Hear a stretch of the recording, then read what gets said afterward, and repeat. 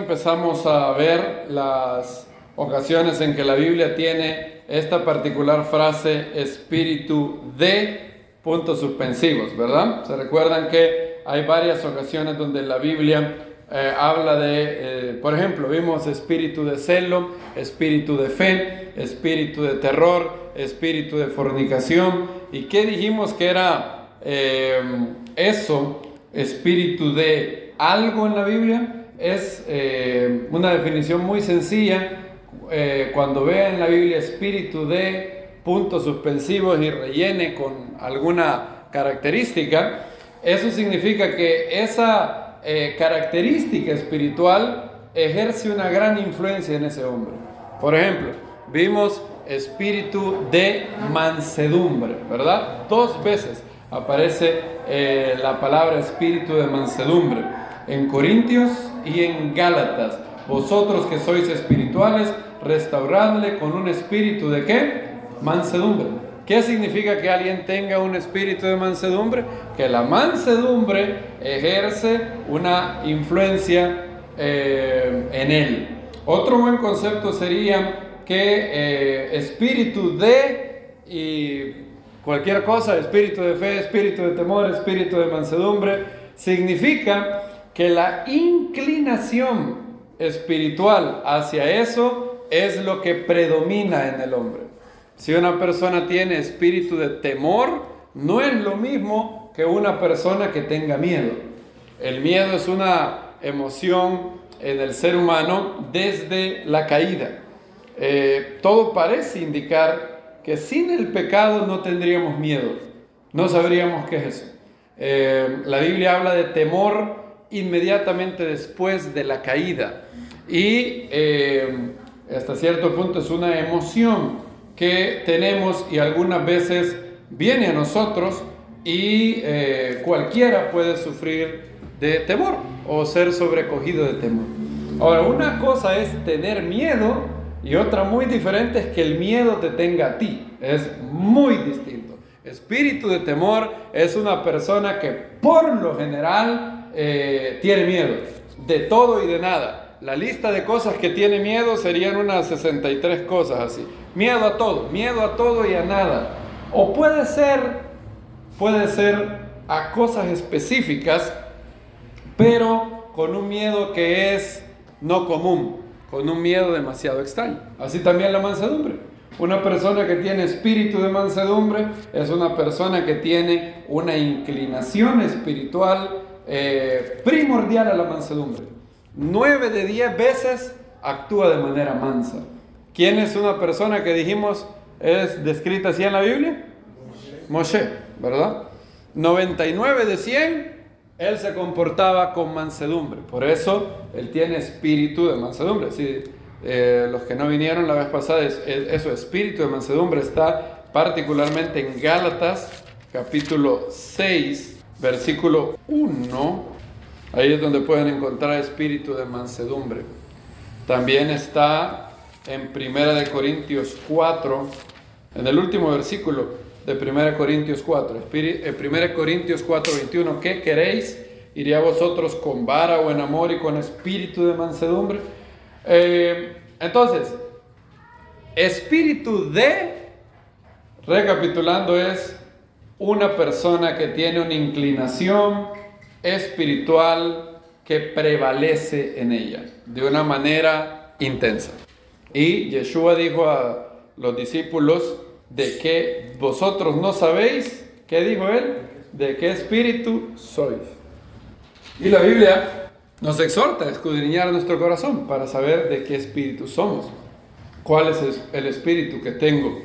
¿A qué inclinación espiritual mi espíritu está primordialmente o predomina algo en mí? Espíritu de ira o espíritu de mansedumbre, espíritu de fe o espíritu de incredulidad, espíritu de fe o espíritu de temor, espíritu de pureza o de inmundicia, espíritu de mansedumbre o espíritu de contienda.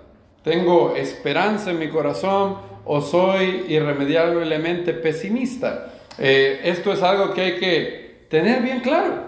Porque el gran problema de Jacobo y Juan era que no sabían qué cosa, de qué espíritu eran. No se daban cuenta lo que estaban atesorando en su corazón, en su espíritu.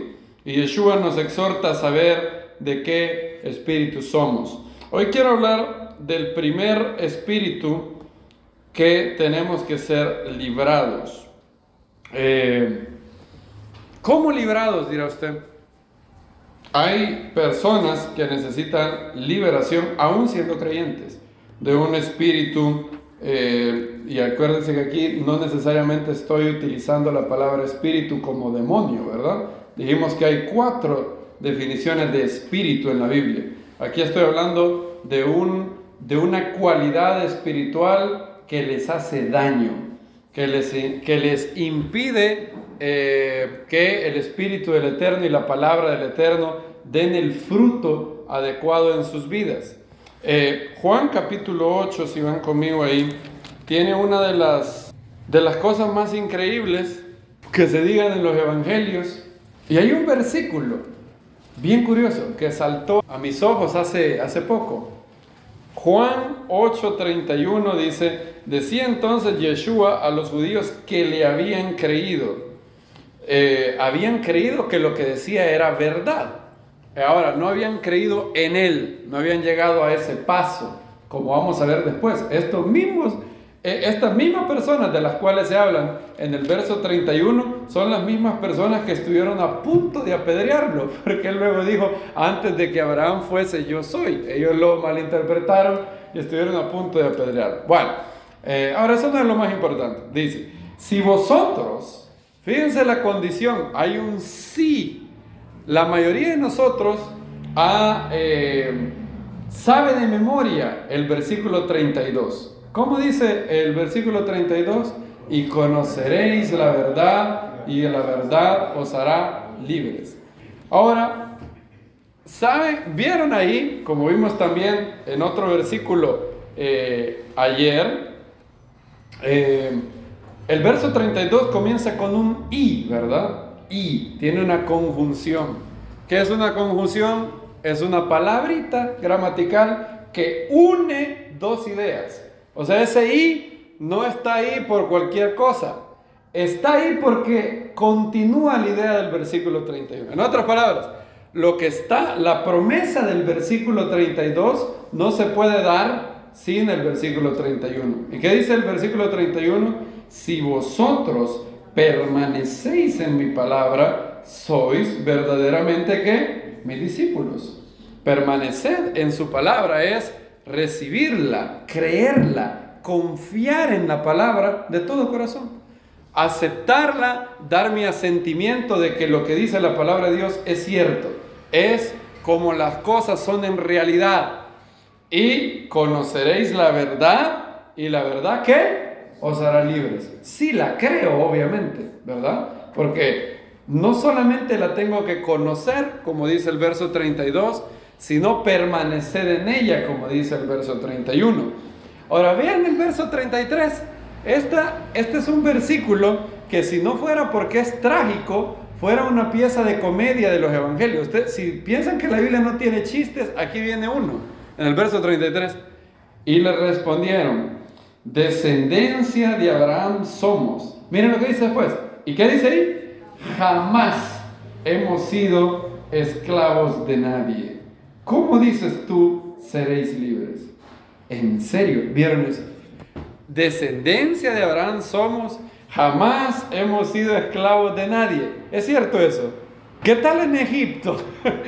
¿Cuántos años pasaron en Egipto? 400 años. Es más, hagamos un pequeñito recuento. Egipto eran varios años.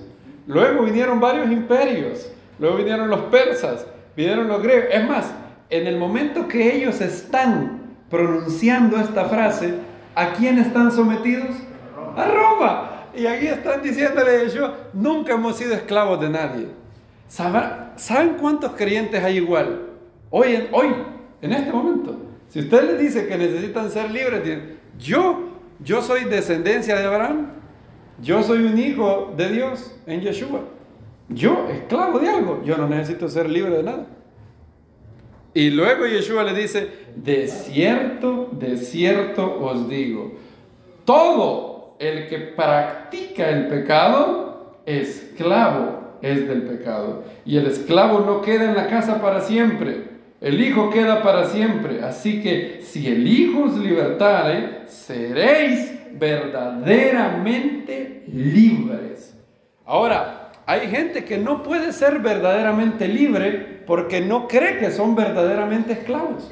Antes de ser verdaderamente libres, yo tengo que llegar, el primer paso para mi libertad total en un área, es llegar a darme cuenta de la esclavitud que tengo. Y ese era el problema de ellos. Nosotros somos hijos de Abraham, nunca hemos sido esclavos de nadie. Qué trágico ese verso. Yo les dije, es casi una comedia ese verso, porque es cómico. Uno dice, ¿cómo que no han sido esclavos de nadie? Habían sido esclavos y seguían siendo esclavos de Roma cuando dijeron eso, pero en lugar de comedia es trágico. Hay muchas personas que son esclavas de un espíritu que no es conforme a la voluntad de Dios. Y hoy vamos a ver el primero, el espíritu de temor. El espíritu de temor. Varias veces la Biblia nos habla de esto, como nunca antes lo habla en 2 de Timoteo 1:7. Ese es otro verso que la mayoría de creyentes saben, porque no nos ha dado Dios espíritu de cobardía, sino de poder, de amor y de dominio propio. Probablemente Timoteo tenía miedo a algo. En Éfeso no sabemos a qué podría tener miedo. Hay unas cosas que nos dan ciertas pistas en Primera de Timoteo, pero no es el tiempo para leerlas. Pablo le dice que de Dios no hemos recibido un espíritu de temor, de cobardía. No sé si lo traduce así en la Reina Valera, pero la versión textual dice, no nos ha dado Dios espíritu de ¿qué? De cobardía, sino de poder, amor y dominio propio. En otras palabras, mi espíritu debe inclinarse naturalmente, no hacia el temor, sino hacia el amor, hacia el poder que hay en Dios y hacia el dominio propio. A una mente... las versiones en inglés lo traducen como y a una mente sana o una mente cabal, la última frase. No nos ha dado Dios espíritu de cobardía.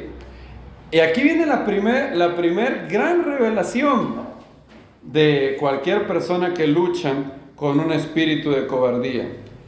Y es la siguiente: Dios no te ha dado un espíritu de cobardía. Por lo tanto, no debes aceptarlo, no debes recibirlo. Tienes que luchar activamente con ese espíritu hasta que seas totalmente liberado de ese espíritu. La cobardía no es algo que Dios quiere. ¿Por qué digo esto? Porque hay gente que piensa que tener un espíritu de temor es ser responsable. Así piensan. Como que Dios quiere que tengan miedo. Que cualquier otra persona que no tenga su mismo espíritu de temor, en realidad es temerario, es irresponsable. Y la primera revelación que hay que tener claro es que Dios no quiere que tengas ese espíritu. No quiere. No nos ha dado Dios un espíritu de cobardía. Ahora, como dije antes, hay dos errores en torno al temor. El primero es, y el maligno es muy astuto y generalmente se vale, como es más astuto que todos nosotros, en nosotros mismos, nosotros no somos competencia para los demonios. El maligno es sumamente más inteligente que tú, pero mucho más inteligente que tú, es mucho más fuerte que tú. La capacidad de engañarte y de hacerte daño que él tiene, tú no eres igual que él. Pero eso es en tus propias fuerzas. En Yeshua, el Mesías, entonces cambia la cosa. En Yeshua, el Mesías, yo puedo vencer. Y Él no es competencia para mí, debido al que me ha dado autoridad, Yeshua el Mesías. Es lo que dice Lucas capítulo 10, dice, o es 9, no recuerdo. Lucas, aquí, sí, 10. 10, 19. Verso 17 dice, regresaron los 72 con gozo, diciendo, Señor, aún los demonios se nos someten en tu nombre. Les dijo, veía yo a Satanás caer del cielo como un rayo. He aquí, yo os doy potestad o autoridad de hollar serpientes y escorpiones. Obviamente esto no es literal, les aclaro. La autoridad que Yeshua les dio no fue literalmente sobre escorpiones, sobre alacranes. Aquí serpientes y escorpiones son símbolos de demonios, obviamente. Y todo el poder del enemigo, y nada os dañará. Hay dos palabras en griego. Yeshua no hablaba en griego, obviamente, pero el Evangelio de Lucas está escrito en griego. Muy probablemente fue escrito en griego originalmente, de hecho. Exousia es la palabra potestad. La primera palabra, esa que dice, he aquí yo os doy potestad, es exousia. Significa autoridad, significa potestad. Y la palabra poder, la que aparece abajito, es dínamos. Significa poder. De la palabra dínamos viene, adivine qué palabra, dinamita, ¿verdad? Tiene el poder de volar toda la casa. No es lo mismo tener autoridad que tener poder. No es lo mismo. Imagínense que viene el camión más grande que ustedes puedan pensar, una rastra. Y la rastra va, no voy a poner de ejemplo El Salvador, voy a poner de ejemplo Estados Unidos, por ejemplo. Y va en un freeway y un policía hace esto. Viene esa rastra. No sé cuántas llantas tiene la rastra. Yo no sé, un camión enorme. ¿Tendrá 10 llantas? ¿Cuántas tiene? 12 llantas, bien. 12 llantas. Esas 12 llantas vienen hacia él. Y el policía hace esto, miren, y hace así. Y la rastra se para. El camión se para. ¿Quién tiene más poder? ¿Cómo es que la mano de un policía puede detener una rastra? ¿Cómo lo hace eso? Es más, si el conductor del camión no quisiera detenerse, ¿tiene la capacidad de pasarle encima a ese policía? Claro que tiene la capacidad. La rastra tiene más poder. ¿Estamos de acuerdo, verdad? ¿Quién tiene más autoridad? El policía. El policía con una mano puede hacerle así detener esa rastra. ¿Por qué? Porque él hace esto. Le ordeno que se detenga. ¿En nombre de quién? De la ley. ¿Quién tiene más poder? La rastra. El camión. ¿Quién tiene más autoridad? El policía. ¿Por qué tiene tanta autoridad? Es por quien lo respalda. Detrás de ese policía está el departamento de policía del condado. Detrás de ese departamento de policía, ¿quién está? Está la Fuerza Federal. Detrás de esa Fuerza Federal, ¿quién está? Está la milicia de Estados Unidos. Todo lo que le acabo de decir respalda a ese policía. Por eso, a pesar de que él no tiene tanto poder, él no podría, si la rastra viene con todo y no tiene una placa, y no tiene placa de policía, obviamente, ¿verdad? No tiene la placa de policía, entonces él no puede detenerlo. Imagínense que viniera la rastra a 60 kilómetros, a 100 kilómetros por hora. ¿Lo podría detener él así con las manos? No puede. Pero él tiene autoridad. ¿Quién tiene más poder? ¿Tú o el diablo? El diablo. ¿Quién tiene más autoridad? Tú. ¿No es eso maravilloso? ¿Por qué tenemos mayor autoridad nosotros? Porque hay uno que dijo, toda autoridad me es dada en los cielos y en la tierra. Y él fue el que le dio esa autoridad sobre todo principado y toda potestad a la congregación. ¿Tú eres parte de la congregación? ¿Tú eres parte de la congregación del Mesías? Entonces tienes esa autoridad. Y todo espíritu de temor se basa algunas veces en una mentira, la mayoría de veces de hecho, una mentira diabólica. Cuando el enemigo tú te das cuenta de un error, de un pecado y dices, uy, esto está malo. La estrategia de él es llevarte al mal contrario, llevarte al otro lado. Por ejemplo, hay dos errores en torno a la vida. La primera es la paranoia. La primera es la paranoia. Paranoia es tener miedo. Miedo de todo. Uy, si me sale esto.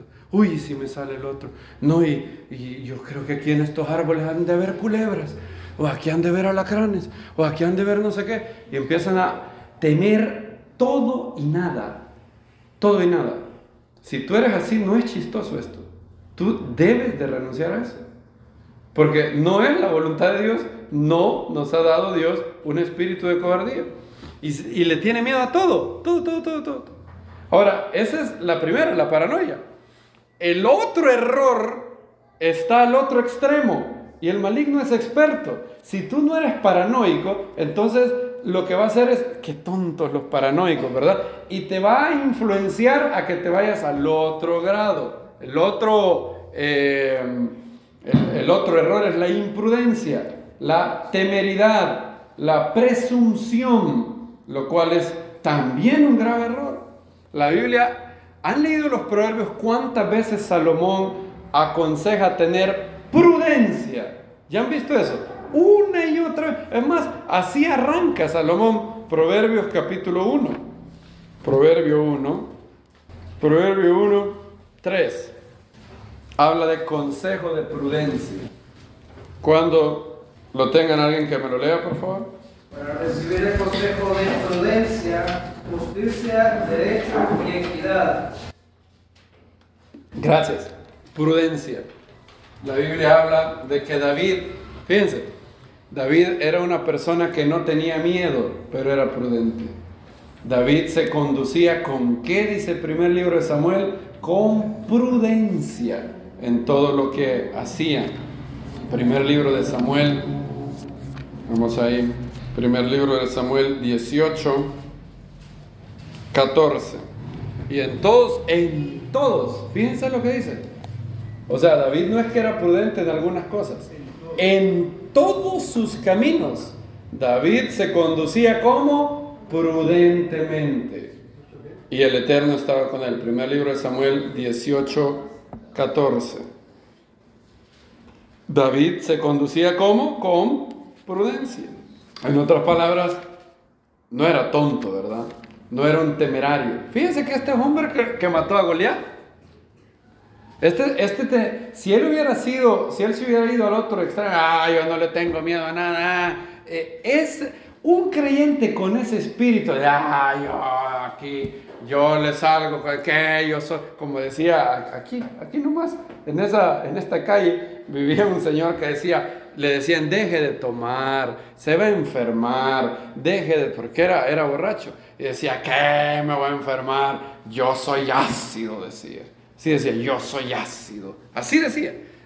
Tenía una soberbia de decir, a todo el mundo le puede hacer daño el alcohol. A mí, yo soy ácido. Y así decía, se jactaba. Yo era niño, es abuelo del que fue uno de mis mejores amigos en la infancia. Mi mamá lo conoció. Yo soy ácido, decía. ¿Qué va a hacer? Nada me va a hacer daño a mí. Hay creyentes así. Hay creyentes que piensan que tener fe es ser presuntuosos. Y no es lo mismo tener una fe expectante a tener una fe presuntuosa. No es lo mismo. La persona que tiene una fe expectante es aquella que espera mucho de Dios. La persona que tiene una fe presuntuosa es aquella persona que espera mucho de él mismo y piensa que como es creyente, entonces Dios le va a firmar todos sus contratos. Y no es así. No hay que tener ninguno de los dos, ni paranoico ni imprudente. ¿Pueden repetir eso? Ni paranoico ni imprudente. El balance es lo correcto. No está bien ninguno de los dos. En el 2020 atravesamos una pandemia y usted de seguro pudo ver los dos en acción. Estaban los que medio decía coronavirus, coronavirus. y les agarraba feo. Uy, uy, uy, uy, y se quitó la mascarilla. Miedo terrible, terrible. Espíritu de miedo, espíritu de miedo. Y estaba el otro lado. Conocimos tristes casos, por ejemplo, de personas, hay físico-culturistas, hay un triste caso de una isla, creo que era no sé si era de Finlandia o de Islandia, termina en Andia, y era un físico-culturista, creo que vivía en Francia, y salía así, y él decía, el coronavirus solo mata gente débil, decía él, coronavirus no, y le salió, y andaba andaba en las calles, andaba sin mascarilla, y andaba con espíritu, y le agarró coronavirus y se murió. Y por salir a recibir con pecho desnudo al coronavirus. Entonces, ese estaba igual de loco que el otro que, porque ninguno de los dos es la voluntad del Eterno, ninguno de los dos. El proverbio dice claramente que la prudencia es la respuesta correcta que el Eterno espera, no el miedo, no la presunción, no la temeridad. Dios no avala la temeridad. Proverbio capítulo 24, si mal no recuerdo, es otro proverbio que seguramente ustedes conocen muy bien. Proverbio 24, no, es 22 de hecho. 22:3 dice: el prudente ve el mal y se aparta. Los simples siguen y llevan el daño. Fíjense, los simples siguen y llevan el daño. ¿No los va a proteger Dios a estos simples? Hay promesa de Dios de que si eres aventado, temerario, Dios te va a proteger. No, hay la promesa de Dios que vas a llevar el daño. Si hay una peste, hay una plaga, tener fe no es salir a torso desnudo a la plaga. Martín Lutero en la plaga, en la peste negra que tuvo que pasar, tenía exactamente este balance. Él no era que, allá en aquel pueblo hay peste negra, vamos a probar la fe. Hay gente que hasta el día de hoy en Kentucky, hay un verso de Marcos que fue añadido, no está en el manuscrito original de Marcos. Y hay si ustedes tienen la Reina Valera 60, lo van a ver. Ahí dice que los que crean, los que tengan fe, los que crean, van a agarrar serpientes. Y no, ¿saben que hay iglesias en Estados Unidos que la prueba de que usted tiene fe es si agarra una serpiente? Vamos a ver si tiene fe, hermano. Agarre la culebra. Y la agarran. O sea, es como una especie de bautismo eso. Para el que de verdad es creyente, agarra la culebra. En la pandemia yo vi los dos. Estaban los de las iglesias que decían, aquí vamos a cerrar y no abrimos hasta que no haya un muerto de coronavirus. Ya va a llegar al 2050 y no van a abrir. ¿Cómo no va a haber muertos de gripe? Han habido muertos todos los años. La muerte no va a cesar hasta que el Mesías venga. Estaban los otros. Aquí cerca hay unos hermanos donde todavía estaba la pandemia en su apogeo, digámoslo así, ahí por agosto, septiembre de 2020, y la prueba de fe de ellos es que no usara mascarilla. Si usted usaba mascarilla, ellos ya lo veían con sospecha, lo veían algo así como que, este no tiene fe, si tuviera fe, no se cuidara. No, ninguna de las dos cosas es correcta. El prudente ve el mal y ¿qué hace? Se aparta. Si me dicen que me cuide, el doctor me recomienda, listo, yo lo hago. El doctor me recomienda que no coma hamburguesas todos los días porque se me van a tapar las arterias. ¿Qué es la voluntad de Dios? Que haga caso al médico. Si yo vengo y digo, no, Dios ha prometido darme salud.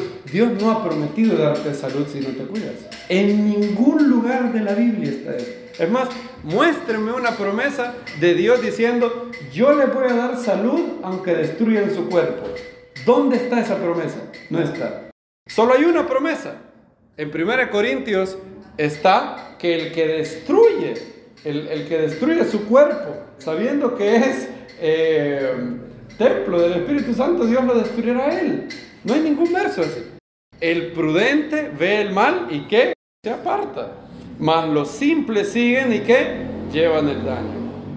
Entonces, cuando todo lo que voy a decir del espíritu de temor, por favor entiendan, no estoy hablando de ser imprudentes. No es lo mismo. Ustedes pueden ser prudentes sin tener espíritu de temor. La prudencia te dice, ponte un cinturón de seguridad. Si vas a utilizar moto, usa casco. Esa es prudencia. ¿Qué es paranoia? No me subo a los carros porque ya leí, fíjense que yo leí en Google que todos los días hay 5,000 accidentes. Solo en Centroamérica, hermano. Solo en Centroamérica. 5,000 personas van a morir hoy. Y yo no quiero que sean esas 5,000. No, esa es la diferencia entre la prudencia y la paranoia. Si usted se pone a leer en Google de todas las maneras en cómo se puede morir, se va a morir por leer Google. Usted va a inventar una nueva manera. ¿De qué se murió de leer Google? Se murió. Me acuerdo una vez que a mí me salieron unos moretones, andaba 2 moretones, uno aquí ando uno porque Nancy se puso así medio enojada, son bromas. Un día andábamos, 2 moretes tenía aquí, y de repente me salieron, y no me acordaba de qué, dije, ¿qué son estos moretes? Y bueno, vine yo y dije, y no se me quitaban, y de ahí me salió otro morete. Entonces puse en Google, moretes en los brazos. Google me ofreció leucemia, cáncer en no sé dónde, de todo me ofreció Google. Y obviamente que entró en mí un espíritu de temor.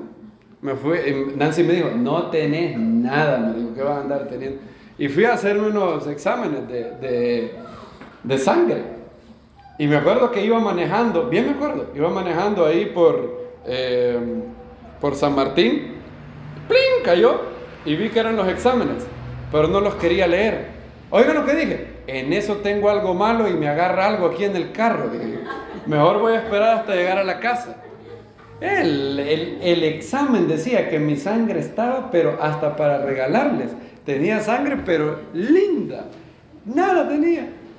Ahora, si usted, una vez Alfonso tenía, mi amigo Alfonso tenía un dolor en la espalda. Tenía un dolor en la espalda y de ahí, después del dolor de espalda, le empezó a agarrar dolor en la garganta.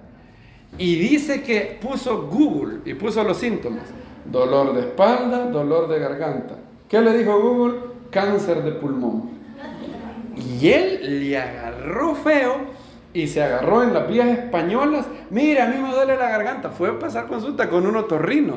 No, mire si usted está bien. No, hágame una placa. Mándeme a hacer no sé qué. Hey, si vos estás bien, no tenés nada, andá si querés yo te prescribo unos rayos X. Se fue a hacer unos rayos X porque él pensaba que ya tenía cáncer de pulmón. Y no, la prudencia no es igual de la paranoia. Prudencia es tener cuidado dentro de los límites. Prudencia es sabiduría de Dios en acción. Yo me conduzco en la vida según las normas que Dios ha dado. Me cuido, no hago daño a los demás, sigo su palabra y todo lo demás, todo lo que no esté en mi control, se lo dejo ¿a quién? Al Eterno. Todo lo demás se lo dejo al Eterno. Lo demás está en Él. Él tiene el poder de librarme si yo hago lo mejor. El espíritu de temor no es eso. No es eso. El espíritu de temor es un miedo irracional y que permanece, que domina a las personas. Y el temor, la cobardía, no es la voluntad de Dios. La cobardía ocasionó que la generación que salió de Egipto pereciera en el desierto. Fue la cobardía. Muchos pecados, pero yo he llegado a la conclusión que el enemigo, una de sus principales armas es el temor. O sea, no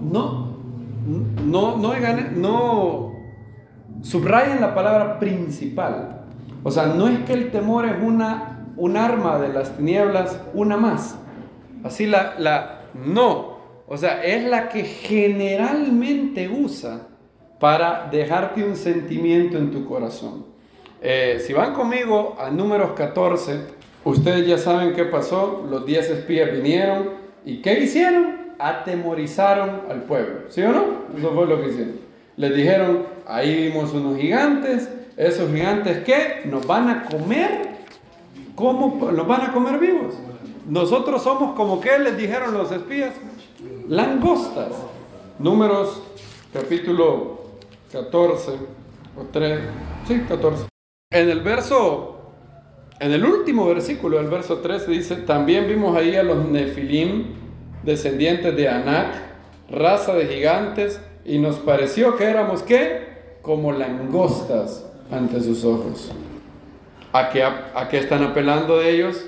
¿A qué sentimiento están apelando? Miedo. Esos gigantes son unos chelones así, 3 metros. No, hombre, ¿cómo les vamos a ganar? ¿Cuál es el sentimiento que el maligno está explotando en el pueblo ahí a través de los 10 espías? Miedo. No eres competencia. No, esos gigantes te van a matar. Y miren cómo respondió el pueblo.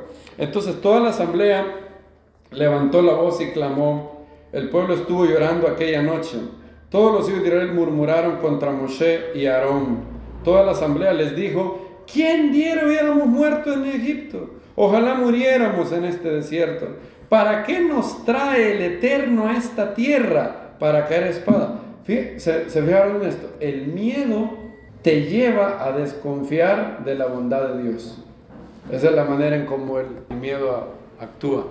Recuerden a los discípulos en la barca, ven al maestro dormido. ¿Qué fue lo primero que le dijeron? Maestro, no tienes que cuidado, no te importa que voy a perecer. El miedo dinamita la bondad de Dios.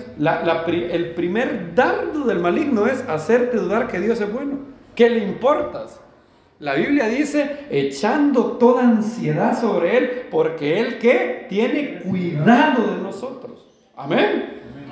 Amén. Bueno, el maligno tiene el evangelio del infierno que dice, Dios no tiene cuidado de ti. A Dios no le importas. Es el evangelio infernal 1:1.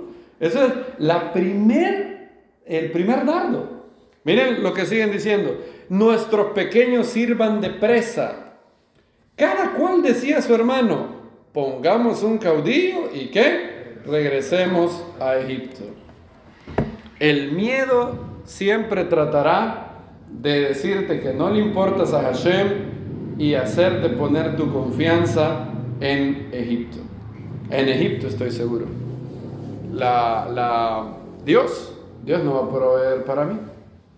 Dios no me va a proveer. Entonces, ¿qué voy a hacer? Voy a ir a Egipto. Voy a ver mis conectes, voy a ver qué negocio chueco puedo hacer. Dios no me va a sanar. Voy a ir donde el curandero. Dios no puede sanarme. O a mi niño le dio una infección, le voy a poner una pulserita para el mal de ojo. O sea, esa pulsera, según la gente, esa pulsera tiene más poder que Dios. Fíjense, esa pulsera tiene más poder que Dios para mucha gente. Y así podemos seguir. Varios tienen miedo de la vejez. Algunos tienen miedo a la muerte, la inmensa mayoría. Otros tienen miedo a que no les va a alcanzar el dinero. Otros tienen miedo a no tener lo suficiente para poder servir a Dios bien. Otros tienen miedo de que son poca cosa.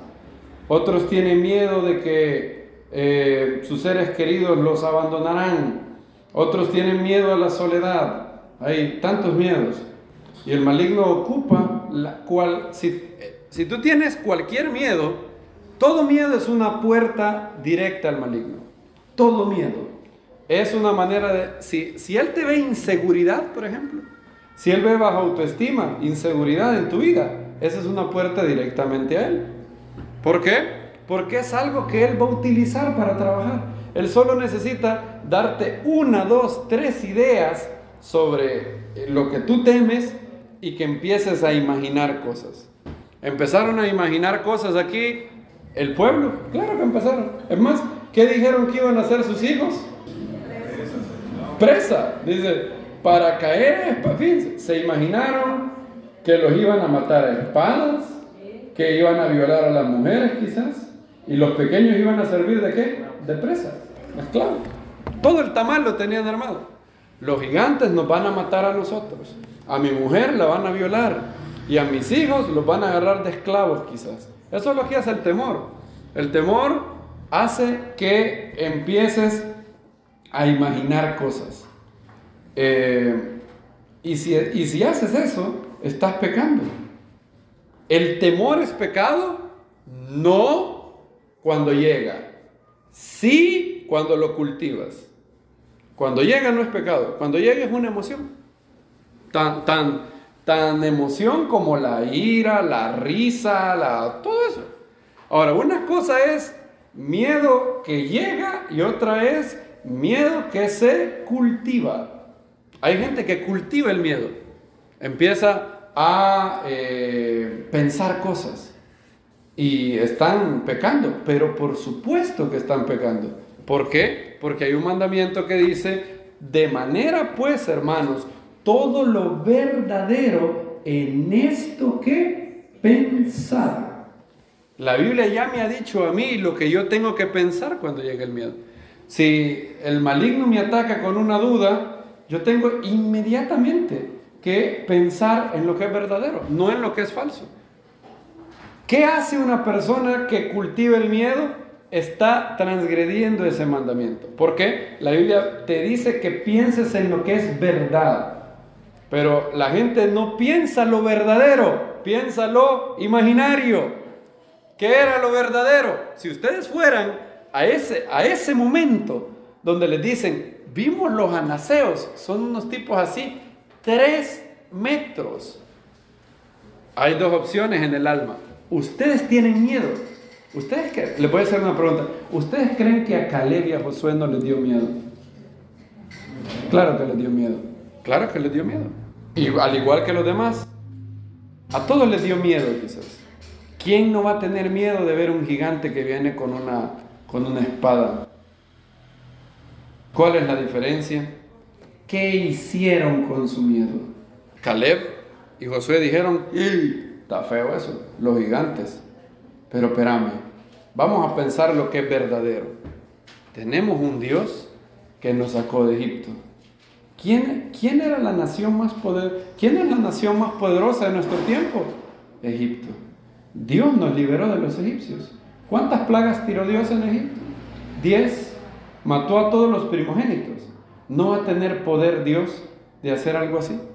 Entonces, ¿para qué vamos a temer? No hay que temer. Ahora, ¿qué hicieron los otros? Noten, Josué y Caleb pensaron en lo verdadero, lo que es verdad. Los otros empezaron a pensar en ¿qué? Lo imaginario. Nos van a matar. A las mujeres, violadas. Los hijos, presa. Y empezamos a pensar así. Cuando iba a visitar a los hermanos en Atlanta, me acosté muy bien la última noche. La noche previa a ir a Atlanta. Y cuando me acosté muy bien, todo está bien. Mi estómago bien bonito. Me acosté en paz totalmente. Oramos y me tenía que levantar como a las 2:30 de la madrugada. Prácticamente igual, fue exactamente igual a la hora que nos levantamos cuando fuimos a Medellín. ¿Se acuerdan? Los que fuimos fue a las 5 de la mañana, a las 5 de la mañana salía el vuelo, entonces teníamos que estar en el aeropuerto como a las 3:30, entonces teníamos que levantarnos como a las 2, bueno, yo me levanté a las 2, los hermanos que fueron de aquí se levantaron, no sé a qué hora se levantaron allá a las 2, bueno, otro hermano que ni dormía, 12, bueno, cuando fuimos a Medellín, yo me levanté a las 2, tranquilo, es más, yo dormí apenas 3 horas, me dormí como a las 11, después de ayudarle a Nancy, estábamos haciendo todas las maletas, íbamos a ir con Daniela, mi mamá, 3 horas, me levanté perfectamente bien, como que había dormido 8 horas, anduve perfectamente bien todo el día, es más, La primera noche que llegamos a Medellín nos acostamos como a la 1 de la mañana. O sea, yo estuve literalmente 24 horas despierto. Porque me levanté a las 2 y me acosté como a la 1, 23 horas. Tranquilo, sin problema. Esta vez para Atlanta me levanté y solo me levanté. Fui a bañarme rápido. Y cuando estaba a punto de bañarme, se me vino una de las cosas más terribles que he sentido en mi vida. Mi estómago le hizo...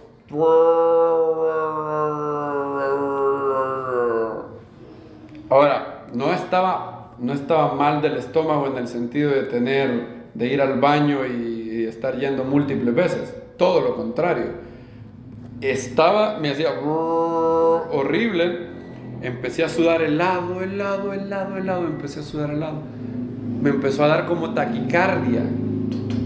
Mi corazón y el estómago. Y no dejaba de hacer así. Y empiezo a sudar helado. Y me voy sintiendo débil. E inmediatamente después sentí el colon. Sentí que estaba totalmente tapado. O sea, tenía el estreñimiento más horrible de mi vida. Porque sentía que tenía algo malo en el estómago, pero no iba a poder ir al baño. Estaba tapado, literal. Y me hacía... y sudaba. Y esta venita me siento... empiezo a hacer así. Y de repente estaba por meterme al baño. Iba y siento como que las piernas se me ponen aguadas. Y como que me iba a desmayar. No sé cómo hice, pero alcancé, porque iba a bañarme. No sé cómo hice, me alcancé a salir del baño y llegué y caí rendido en la cama, así. Y Nancy me dijo, ¿qué tenés? Yo sentía que me desmayaba, yo ya sentía que estaba perdiendo el conocimiento. Y yo no sabía, yo no tengo ni duda alguna que era una opresión demoníaca. La Biblia habla de ataques espirituales de las tinieblas y aparte de los síntomas que yo sentía, empezaron a venir a mí todo tipo de ideas. No vas a poder agarrar el avión, se va a perder el avión, te vas a desmayar en el avión, no vas a poder llegar a Atlanta, ya te comprometiste con los hermanos, aquí te va a dar algo. ¿Qué va a hacer Nancy ahorita a las 2 de la madrugada? ¿A quién le va a hablar para que te lleven a un hospital? Todas esas ideas empezaron así. Una imbustión de ideas. Espíritu de miedo, a atacarme. Y me recuerdo que llegué y le dije, y le expliqué a Nancy. Le expliqué a Nancy cómo me sentí. Solo le dije, ora por mí. Ella se levantó, me puso las manos y empezó a orar. Y empezó a reprender todo espíritu inmundo que estuviera atacándome. Y empezó a orar y oró. Habrá orado por unos 10 minutos. Mientras ella oraba, empecé a tranquilizarme y por lo menos tuve más fuerza. Y cuando ella oraba, yo estaba, Baruch Hashem, puedo decir esa vez, no puedo decir esto de otras ocasiones en el pasado, pero en esa ocasión fui atacado por el miedo, pero no cultivé el miedo. De entrada, cuando le dije orar por mí, yo tenía en mi resolución, ese avión yo lo agarro porque lo agarro y sé que Hashem va a estar conmigo. Y cuando ella empezó a orar, empecé a sentir fuerzas otra vez, porque estaba bien débil, hasta el punto del desmayo. Y empecé a sentir fuerzas, me fui a bañar. Un señor de la colonia me iba a llevar al aeropuerto, yo no iba a manejar ese día, ya estaba así porque iba a estar 22 días, no iba a gastar 22 días de parqueo en el aeropuerto, y me llevó, y iba platicando con él, y todavía me sentía mal, me sentía bien mal, todavía me sentía raro. Yo dije, ¿qué va a pasar? Y seguían las dudas en mi mente, Y en lo que perseveré en todo el camino al aeropuerto era, yo estoy haciendo la voluntad de Dios. Nada me puede pasar que no esté en la provisión de Dios. Y no hay nada que me pueda pasar que no ayude para mi bien. Nada. Es más, lo peor que me puede pasar es que me muera. Y si Dios quiere que me muera, entonces yo me voy a la gloria con Él. Entonces salgo ganando también. Siempre salgo ganando. Entonces yo empecé, ese era mi pensamiento. Ese era mi pensamiento. Luego llegué al aeropuerto, y me sentía todavía mal. Cuando llegué, pasé todo lo de migración y todo. Cuando llegué y me senté en la sala de espera, empecé a leer un libro que había comprado, y de repente, si yo no estaba orando, solo estaba leyendo, de repente me empezó a sobrecoger una gran paz. Y yo sé identificar esa paz que es sobrenatural, que no viene de mí. Y sentía que el Eterno me estaba diciendo: tranquilo, este avión lo agarras porque lo agarras, ya, tranquilo. ¿Saben que llegué a Panamá? Cuando llegué a Panamá, Nancy me había dicho: ten cuidado, quizás te va a dar un gran estreñimiento, a saber cuántos días vas a pasar sin poder ir al baño, ten cuidado, no sé qué. Cuando me bajé del avión, yo tenía hambre ya, y tuve la certidumbre que yo estaba completamente curado, completamente.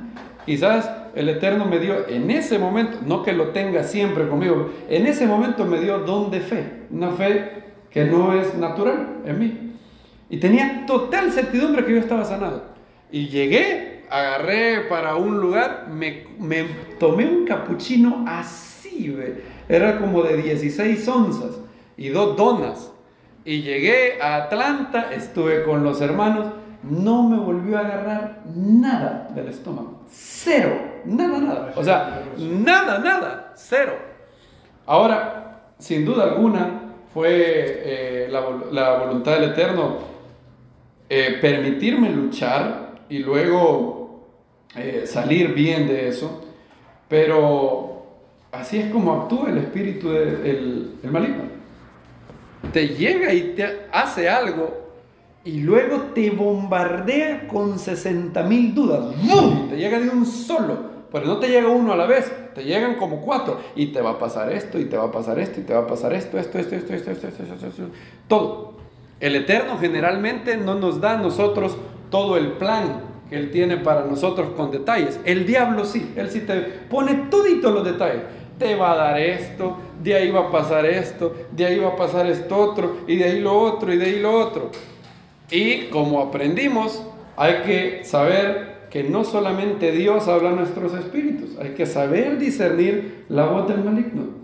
Y el espíritu de cobardía, me acuerdo que yo recitaba ese versículo: no nos ha dado Dios un espíritu de cobardía. Me agarró y me acuerdo cuando me hospitalizaron con neumonía y la doctora me dio ese diagnóstico. Esa noche, las cosas que las tinieblas me decían a mi mente: aquí te vas a morir. ¿Tu abuelo de qué murió? Pues de diabetes, pero a la hora lo que lo terminó matando fue el neumococo, o sea, neumonía. ¿Tu papá de qué murió? De neumonía. Vos vas a ser igual. Tu abuelo murió de neumonía, vos vas a morir de neumonía, tu papá también. Y tus hijos, y tu hija, ¿quién la va a cuidar? Tenía 4 años de niño. Tu hija tiene 4 años, va a quedar huérfana. ¿Y qué va a pasar con Nancy? ¿Cómo? Y la vas a dejar con una niña. Y la congregación, y todo, no se imaginan todo lo que vino a mi mente. Fue la noche más terrible. Y me acuerdo que yo oraba a Dios, y fue ahí.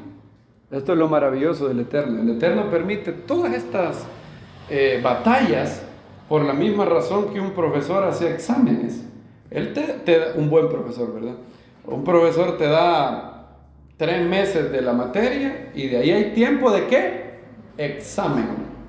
Y en los exámenes, bueno, en la clase el profesor está contigo y si uno le hace una pregunta al profesor, ¿responde el profesor? Sí, ¿verdad? ¿Y en el examen? ¿Cómo está el profesor en el examen? Callado. Y sabemos que la voluntad de Dios para nuestra vida es atravesar por exámenes, ¿verdad? Llámenle en vocabulario bíblico, ¿cómo se llama? Pruebas. Lo mismo, exámenes. Me acuerdo todo lo que venía a mi mente. Yo en ese momento, año 2018, yo tenía un espíritu de miedo. En ese momento. Es más, lo había arrastrado, quizás adquirido desde mis abuelos, que les enseñaron a mis tías a tener temor a todo y a nada. Me acuerdo que todos los domingos que íbamos a visitar a mis abuelos, yo me expuse domingo tras domingo a una oda al temor cuando hablaban mis tías. De todo tenía miedo mis tías. De todo lo que puedan imaginar tenía miedo. Ay, no, ya viene la recesión, ya viene la inflación. Hay gente que le tiene miedo a la inflación y ni sabe qué es la inflación. Dicen que hoy la gente se está inflando. Y así piensa la gente, ¿saber de qué? Tiene miedo a la inflación. Y me acuerdo que llegué ahí, a ese hospital, y ahí en ese hospital fue el inicio de mi liberación del espíritu de miedo. Ahí en ese hospital. ¿Cuál es? Una vacuna se hace inyectándote un poquito de virus, ¿verdad? Y que tus defensas, ¿qué? Aprendan a identificarlo y a hacer defensas. Muchas veces los exámenes de Dios es darte una pequeña probadita del problema para que tus defensas espirituales se hagan fuertes en el espíritu. Nuestras armas no son, ¿qué dice Pablo? Carnales, mas son, ¿qué? Poderosas en Dios para la destrucción de fortalezas. Y el miedo es una fortaleza en la vida. Me acuerdo que yo oré ese día. Semanas antes había oído una enseñanza muy buena de J.P. Moreland sobre ángeles y las maneras de cómo Dios hablaba. Y me acuerdo que yo oré ese día y yo nunca había orado así, nunca en mi vida he orado así.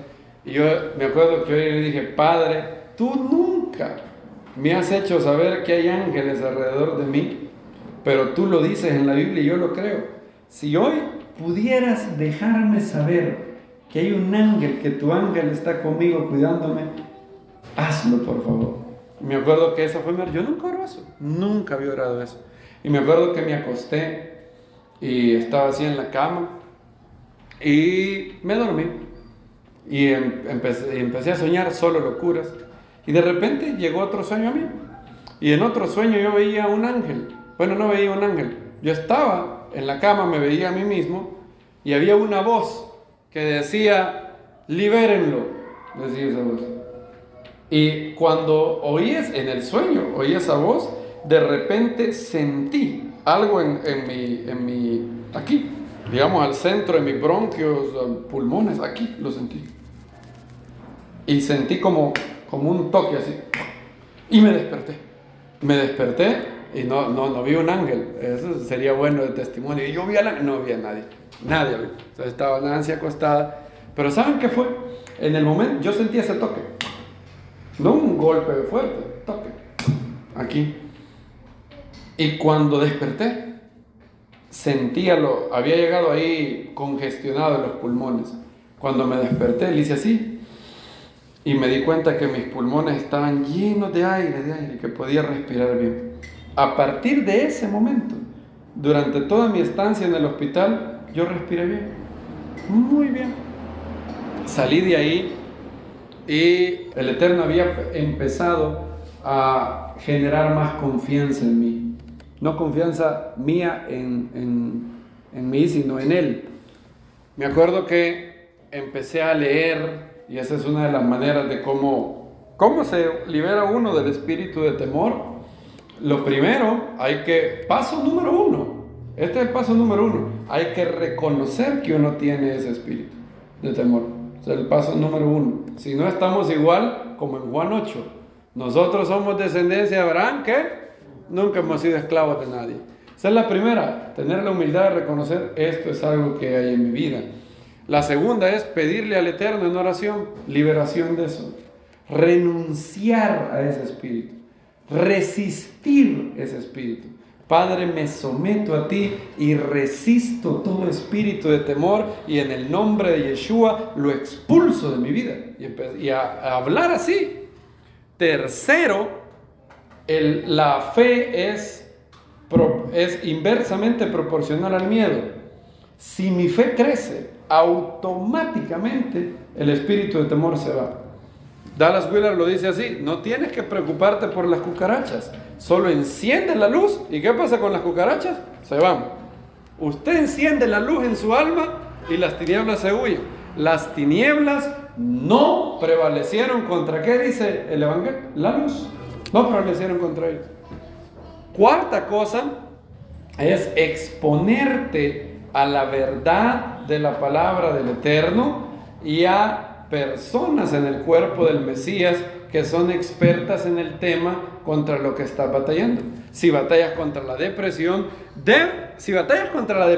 por ejemplo, en el cuerpo del Mesías, hoy en día ya debe de haber 1, 2, 4, 10 hermanos que el Eterno ha ungido y les ha dado revelación y les ha dado verdad de su palabra y de su experiencia para ayudarte a ti. Solo tienes que pedirle al Eterno que te permita identificarlos, que esos recursos lleguen a ti, y luego devora esos libros. Me acuerdo cuando yo salí del hospital, a los meses, me acuerdo que yo había oído de un libro que se llamaba Beyond Death, más allá de la muerte, pero yo tenía miedo a morirme. Y el Eterno empezó a tratar eso en ese hospital. Y es un libro de como 500 páginas de J.P. Moreland y de Gary Habermas. Y lo primero que hice cuando eso vino a mi mente fue comprarlo. Lo compré y empecé a leerlo. Y fue muy bueno para ayudarme a empezar a vencer el miedo a la muerte. Luego compré un libro que se llama Sin Temor, de Max Lucado, que yo les digo, no hay uno de ustedes que esté aquí que no debería de leer ese libro. Deben de leerlo. Los exhorto a leerlo. Creo que el libro de Max Lucado fue una herramienta increíble que el Espíritu del Eterno usó para seguir en mi victoria por la gracia de Dios sobre el espíritu de temor.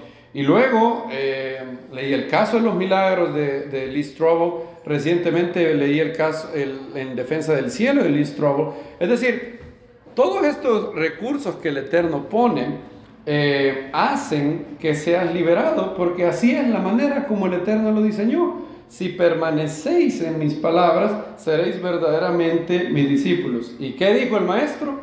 Conoceréis la verdad y la verdad os hará libres. ¿Qué es lo que te mantiene esclavo? Te mantiene esclavo una mentira que el maligno te vendió, que tú aceptaste y que ya forma parte de la fábrica espiritual de tu ser. Él puede darte una idea y si la aceptas, está bien ya él puede tomarse vacaciones. El campo de batalla de un creyente está principalmente ¿dónde? En la mente. Por eso 2 Corintios 10, si van conmigo rápidamente, porque aunque vivimos en la carne, o sea, aunque tenemos un cuerpo físico, no militamos según la carne, sino con armas espirituales. Porque las armas de nuestra milicia no son carnales, no son físicas, sino que son ¿qué? Poderosas en Dios para la destrucción de fortalezas. Una fortaleza es una mentira demoníaca que has aceptado y ha llegado a ser un nido en ti, y que actúas en base a aceptar la realidad de esa mentira. Esa es una fortaleza. Una vez llega ahí, sin que tú te des cuenta, tú actúas asumiendo la realidad de esta mentira. Dios no te ama, Dios no tiene cuidado de ti, a Dios no le importas. Dios le importa el hermano tal, pero tú no. Si el maligno te vende eso y tú dices, así es cierto, y lo asimilas, luego del pensamiento baja al sentimiento, del sentimiento al hábito, y empieza todo. Para desarraigar la fortaleza se empieza exactamente donde comenzó la intrusión de esta fortaleza. ¿Dónde? Verso 5. Destruyendo ¿qué? Razonamientos. ¿Dónde se destruyen los razonamientos? En la mente. Por eso, si el libro de Dallas Willard, Renovando Nuestro Corazón, es grande, porque obviamente renovar el corazón, ustedes saben que no son Aquí están los 3 pasos sencillos para hacerlo. Es un tema amplio, por eso es extenso el libro. La primera parte es describir el problema, cómo se da, cómo es que el corazón llega a tener varias cosas que son contra la voluntad de Dios. Y la segunda parte es la renovación del corazón, cómo ir limpiando cada área. ¿Dónde es la primera cosa que Dallas Willard se enfoca?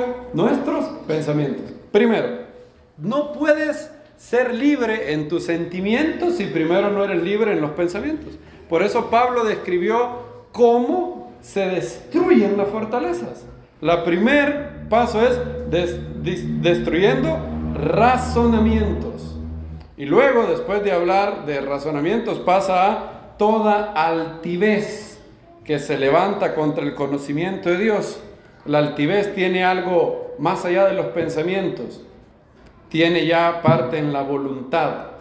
Y se levanta contra el conocimiento de Dios, llevando, fíjense, cautivo todo ¿qué? Pensamiento. Otra vez. La Biblia empieza, el plan de batalla de las armas que son poderosas en Dios comienza con los pensamientos, destruyendo todo, ¿qué dice? Razonamientos, luego habla de altivez, como un sándwich, ¿verdad? Y luego vuelve a hablar de los pensamientos, llevando cautivo todo pensamiento a la obediencia del Mesías. Si el maligno viene y me dice, ese lunar que te salió, ya viste ese lunar que está ahí, esos algunas veces son cancerígenos. Primer pensamiento. ¿Cuál es mi manera de responder según la Biblia? Según la Biblia, mi manera de responder es no necesariamente son cancerígenos. Hay un gran número de lunares que no son cancerígenos. Y si así fuera, Dios es poderoso para sanarme de cáncer. Y si no me sana, como dijo Sadrach, Mesach y Abednego, nosotros no vamos a adorar esa imagen, el Dios del cielo puede librarnos. Y si aún así, si no nos libra, igual no vamos a adorar. Y aún así, si Dios decidiera en su sabiduría no sanarme, entonces me voy con Él. Listo, perfecto. Esa es la manera de cómo responder. Y seguir perseverando. Dios te creó tan maravillosamente, querido hermano, que tú no puedes pensar 2 cosas al mismo tiempo. No se puede. Si ustedes en este momento si yo les digo en este momento, no piensen en el estadio Cuscatlán, ¿en qué comenzaron a pensar? En el estadio Cuscatlán. Ahora, no pensaron en el estadio Francisco Barraza, ¿verdad? No pudieron pensar al mismo tiempo en este estadio y en el otro estadio. Y por eso Pablo no dice no piensen en, porque eso sería imposible. El ser humano le dice, no penses en un pollito. ¿Qué es lo primero que sale ahí en la mente? El pollito. Pero no sale el elefante, ¿verdad? Entonces, lo que Pablo dice en Filipenses 4, 6, por nada estéis angustiados. ¿Por qué cosa dice la Biblia que me tengo que angustiar? Nada. Si yo estoy angustiado, ¿qué hago? Tengo que ir a Dios en oración. Por eso Pablo dijo, nuestras almas no son carnales. Nuestras almas no son complejas, pero son poderosas. Si alguno está angustiado entre vosotros, ¿qué dice Jacobo que haga? Haga oración. Si alguno está alegre, ¿qué haga? Cante alabanza. Bien fácil, ¿verdad? La gente piensa que el mundo espiritual debe de ser bien complejo. No, hermano, para ser libre de este espíritu de temor, vaya, agarre 3 pelos de gato negro y luego agarre una mandíbula de perro blanco, lo mezcla ahí, le echa 2 pulgas y 2 peos. Así piensa la gente que tiene que ser esto. No, nuestras armas son simples, pero ¿qué? Poderosas. El evangelio es simple, ¿sí o no? Y es poderoso. Poder de Dios para salvación a todo aquel que cree, al judío primeramente y también al griego. Así dice la Biblia. Y dice, en toda oración y súplica, en todo sean conocidas ante Dios vuestras peticiones con acción de gracias. Y la paz de Dios, que sobrepuja todo entendimiento, guardará vuestros corazones y vuestros pensamientos en Yeshua el Mesías. Por lo demás, esta es otra frase que tiene que ver con lo que acaba de decir antes, ¿verdad? Si ya hiciste esto, Si tú ya oraste y la paz de Dios vino a ti, ¿qué tengo que hacer? Efesios le llama, estad firmes. ¿Cómo estoy firme? La batalla va a seguir en mis pensamientos. Yo que dejo de orar y viene las tinieblas a hablar a mi vida. Entonces, ¿qué tengo que hacer?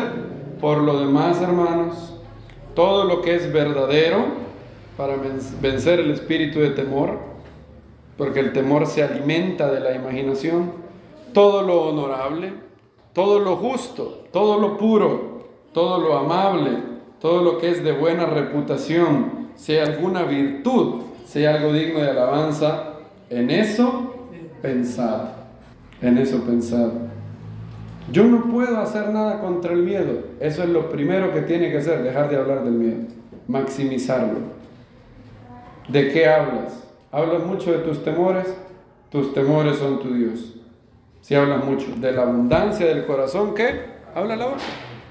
David, cuando enfrentó a Goliat, no habló una palabra del temor. ¿Saben de qué le habló a Goliat? 4 veces. ¿Le habló de qué? Del poder de Dios. El Señor de los ejércitos, a quien has afrentado, has desafiado. El Señor 4 veces le habló a Goliat así. Un hermano que hoy es el pastor del Times Square Church, donde antes estaba el gran David Wilkerson, compartió el testimonio de que pasó 9 años con ataques de pánico. Ataques de pánico que de hecho lo hacían que se desmayara. Él tenía ya una condición bien fea. Si él de repente estaba en un lugar así como ahorita, y de repente le decían, el nombre de él se llama Carter Colon. Carter nos podría dar su opinión, y de repente todas las miradas del recinto le hacían así, y se dirigían hacia él. Empezaba a tener un ataque de pánico. Obviamente esto no era natural. Empezaba a tener un ataque de pánico, hasta que se desmayaba. Y así, él dice que él piensa que adquirió ese temor de su papá. La vana manera de vivir recibida de quién, dice Pedro, de vuestros padres. ¿Por qué lo adquirió? El abuelo de él era juez, pero su papá no pudo estudiar porque tuvo que ir a la Segunda Guerra Mundial. Entonces, cuando él lo tuvo, el papá quería vivir su sueño a través de él. Él dijo, que mi hijo logre lo que yo no pude. Entonces le puso la carga y dijo, aquí está el próximo juez de la familia. Y él andaba la carga de que él tenía que ser el juez, el abogado, el pro, porque si no iba a defraudar a su papá, y eso luego, esa carga luego lo destrozó y lo hizo ser inseguro y tenía ataques de pánico. Cuando no era creyente, él, la manera en cómo lo controlaba, se medicó, le dieron Valium, que es un no sé si antidepresivo, es calmante, ¿verdad? Es una droga fuerte, un calmante. Y él hacía lo siguiente, él se tomaba Valium y cuando el Valium no le hacía nada, se daba un shot de whisky. Whisky con Valium, imagínense el cóctel que... Entonces, dice, me hacía daño, pero el whisky y el Valium atontaban tanto mis sentidos que ya ni sentía miedo. O sea, la manera de cómo no sentir miedo es que ya no sintiera nada. Y esa era la manera. 9 años. Y luego se convirtió. En la academia, él decidió ser policía. Y en la academia de policía, un policía le habló del evangelio. Se convirtió. Y se convirtió y dio un giro radical a su vida. Pero no fue liberado del espíritu de temor. Esa liberación Hashem la tenía para después de su conversión. Y en una ocasión en la academia de policía, ya siendo creyente, le dijeron que iba a tener que hablar en público. Y se va en la noche y estaba en su casa y siente que le viene el ataque de pánico, el peor ataque de pánico de su vida. Ya como creyente. O sea, no como hijo del diablo, ya como creyente.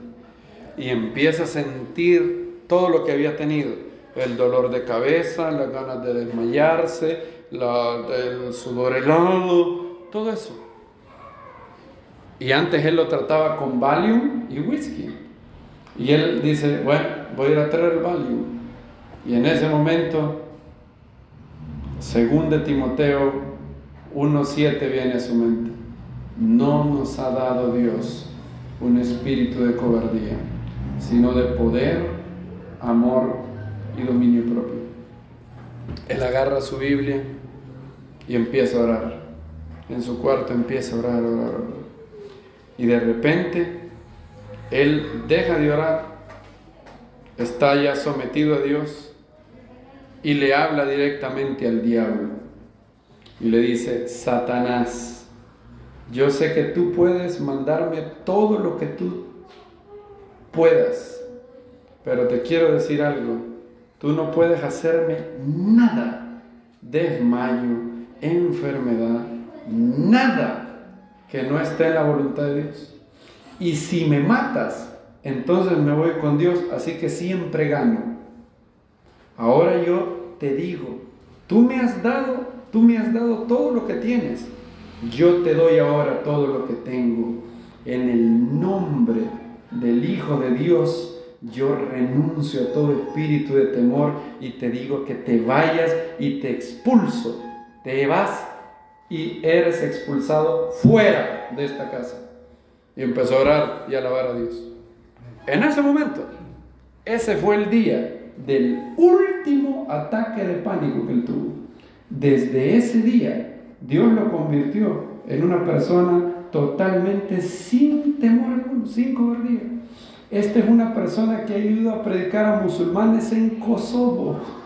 Una persona que no tenía valor ni siquiera de pararse delante de 30 personas. Ha ganado a la fe a personas del hinduismo, del islam. Y el último día, el último ataque de pánico fue el día que él hizo lo mismo que había hecho su maestro. Cuando el maligno lo tentó, Yeshua le dijo, vete, Satanás. Porque escrito está, al Señor tu Dios honrarás y solo a Él que adorarás. Padre, gracias por tu palabra. Gracias porque no nos has dado un espíritu de temor, sino de poder, de amor, dominio propio. Padre, queremos ser verdaderamente libres. Te pedimos, Padre, que libres de cada uno de nosotros, de nuestro espíritu, cualquier espíritu de temor en esta hora. Si ustedes quieren hacer esta oración de liberación conmigo, amados hermanos, y si la queremos hacer todos, para que nadie se sienta con pena, quisiera que repitieran conmigo: Padre Celestial, en el nombre de Yeshua, yo me someto a ti y resistimos como congregación del Mesías todo espíritu de temor, todo espíritu de angustia, y te pedimos, Padre, que todo espíritu de temor sea echado fuera en este momento. Reemplace ese espíritu de temor con el espíritu de amor, fe, dominio propio, poder. Tomamos autoridad en el nombre de Yeshua sobre todo escorpión, toda serpiente del enemigo, y lo echamos fuera de este lugar. Te damos muchas gracias, Señor. Tú nos has dado un espíritu de vencedor. Al que venciera, yo lo sentaré en mi trono, así como yo me senté en el trono de mi Padre. El que venciera, lo haré columna en el templo de mi Dios. Te pedimos, Padre, que nos hagas vencer sobre todo espíritu de temor, porque el perfecto amor echa fuera el temor. Te damos muchas gracias, Señor. Renunciamos a todo espíritu de temor, a todo espíritu en contra de tu voluntad. Llénanos de prudencia, sabiduría, entendimiento y fe. Que haya un espíritu de fe para que de lo que hablemos sea de tu poder a este mundo que necesita oír el poder de Dios. Gracias, Señor. Nos has rodeado con cánticos de liberación. Recibimos en fe la libertad del Espíritu Santo y de tu palabra en el nombre de Yeshua nuestro Mesías. Amén. Baruch Hashem. Bendito sea el nombre del Eterno.